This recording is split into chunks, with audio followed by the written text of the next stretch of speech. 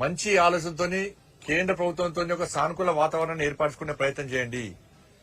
కేంద్రం సహకరించడానికి సిద్దంగా ఉంది. గతంలో బీఆర్ఎస్ పార్టీ ప్రభుత్వం ఏ విధంగా తెలంగాణ రాష్ట్రంలో అభివృద్ధి జరగకుండా ఏ విధంగా అడ్డుకున్నదో మీరు ఆ పందాన్ని కొనసాగించకండి. ఇట్లా విజ్ఞప్తి చేస్తే ఫస్ట్ స్టార్టింగ్ నెల 2 నెలలు మంచిగా ఉన్నారు, బుద్ధిమంతులకు ఉన్నారు. ఈ నెల 2 నెలల తర్వాత స్టార్ట్ చేసిన ఒక ప్రధానమంత్రి స్థాయిని చూడకుండా కూడా ఇష్టానుసారంగా వ్యాఖ్యలు చేస్తారు మంత్రులు, ఎమ్మెల్యేలు, కాంగ్రెస్ పార్టీ నాయకులు. ఇది మంచి పద్ధతి కాదు. కేంద్రం సహకరించడానికి సిద్ధంగా ఉన్నప్పుడు మీరు కూడా దానికి సిద్ధమే రావాలి. గతంలో జరిగిన పొరపాట్లను, గతంలో జరిగిన ఇబ్బందులను ఒక్కసారి మీరు దాని మీద పరిశీలించుకొని ఒక సమీక్ష నిర్వహించుకొని కేంద్ర ప్రభుత్వంతో మొండి పట్టుకుపోయి గొడవలకు పోయేటువంటి విమర్శలకు అతి విమర్శలు చేసే ప్రయత్నం చేయకుండా విమర్శలు చేయాల్సిందే. రాజకీయ విమర్శలు ఏ పార్టీ అయినా ఏ ప్రభుత్వం అప్పుడు విమర్శలు చేయాల్సిందే. కానీ మితిమీరి విమర్శలు చేసి పార్టీల మధ్య తీసుకొస్తే ఇది తెలంగాణ రాష్ట్ర ప్రజలకు అన్యాయం జరిగేటువంటి ప్రమాదం ఉంది. మాకు రాజకీయాలు ముఖ్యం కాదు, మాకు తెలంగాణ రాష్ట్ర అభివృద్ధి ముఖ్యం. మళ్లీ చెప్తున్నాను.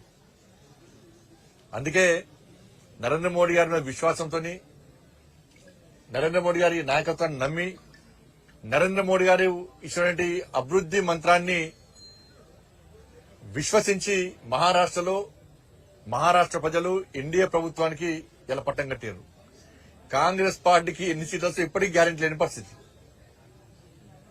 220 సీట్లకు పైగా ఇలా భారతీయ జనతా పార్టీ ఎన్డీఏ కూటమి గెలుచుకోబోతున్నది.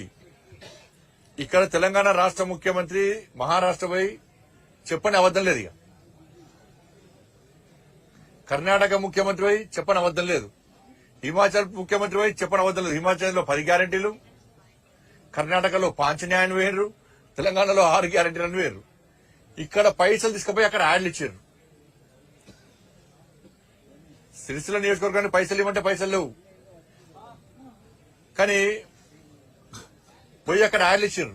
తెలంగాణ పైసలు తీసుకుపోయి అక్కడ గతంలో కేసీఆర్ ఏం చేసిండు, తెలంగాణ పైసలు పంజాబ్ లో చెక్కులు ఇచ్చిండు రైతులకు. ఇక్కడ రైతులను ఒక్క రూపాయి ఇయ్యలే, పోయి రైతు ఒక పంజాబ్ రైతులకు ఇచ్చేసిండు. ఫస్ట్ చलन చెక్కులు ఇచ్చిండు, మళ్ళీ ఏం చేసిండు మరి ప్రేమ తెలియదు. అవి ఆయన దేశవ్యాప్తంగా యాడ్లు ఇచ్చిండు పైసలు తీసుకుపోయి. ఉన్న పైసలు వాళ్ళ సొంత ప్రచారానికి పెడుతున్నారు తప్ప దాన్ని ప్రజా సంక్షేమానికి మాత్రం ఉపయోగించే ప్రయత్నం చేస్తలేరు. అవి కూడా అబద్దాలు ప్రచారం చేస్తున్నారు. కాబట్టి మహారాష్ట్రలో కాంగ్రెస్ పార్టీ ఓటమికి ప్రధాన కారణం హిమాచల్, కర్ణాటక, తెలంగాణ రాష్ట్రాల్లో కాంగ్రెస్ పార్టీ ప్రభుత్వాలు వైఫల్యం చెందడమే, ఇచ్చిన హామీలు నెరవేర్చకపోవడమే మహారాష్ట్రలో ఐఎన్డీఏ కూటమి ఓటమికి ప్రధాన కారణము. వీళ్ళు 6 గ్యారెంటీలు అమలు చేస్తామని చెప్పన్నారు, కానీ ప్రజలు నమ్మలే. ప్రజలు వాస్తవాలు తెలుసుకున్నారు. నేను వేనా, కిషన్ రెడ్డి గారు వేరు, మాతో పాటు చాలా మంది నాయకులు వచ్చినట్టు ప్రచారం చేస్తాం. ఆ రోజు చెప్పిన మేము ఎట్టి బస్లో ఇక్కడ ప్రజలు చాలా సీరియస్ ఉన్నారు, నరేంద్ర మోడీ గారి మీద విశ్వాసంతో ఉన్నారు, కాంగ్రెస్ పార్టీ పేరు చెప్తూనే చేసుకునే ప్రయత్నం చేస్తున్నారు.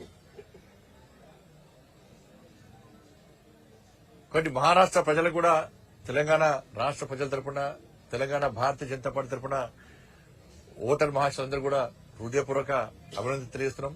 కష్టపడి పనిచేసిన ప్రతి కార్యకర్తలకు, నాయకులు కూడా హృదయపూర్వక అభినందన తెలియజేస్తున్నాం. జార్ఖండ్ లో పోటాపోటీ నడుస్తున్నది. మహారాష్ట్ర మాత్రం వారు వన్ సైడ్ లెక్కనే ఇలా భారతీయ జనతా పార్టీ కూటమి, ఎన్డీఏ కూటమి మొత్తం దూసుకుపోతున్నది. ఉత్తరప్రదేశ్ లో కూడా ఇలా భారతీయ జనతా పార్టీ అధిక స్థానాలు పార్లమెంట్, అక్కడ కూడా ఇలా మేమే గెలుస్తున్నాం. ఆడ కూడా బై ఎలక్షన్స్ లో ఇది వాస్తవ పరిస్థితి. అందరికి ధన్యవాదాలు.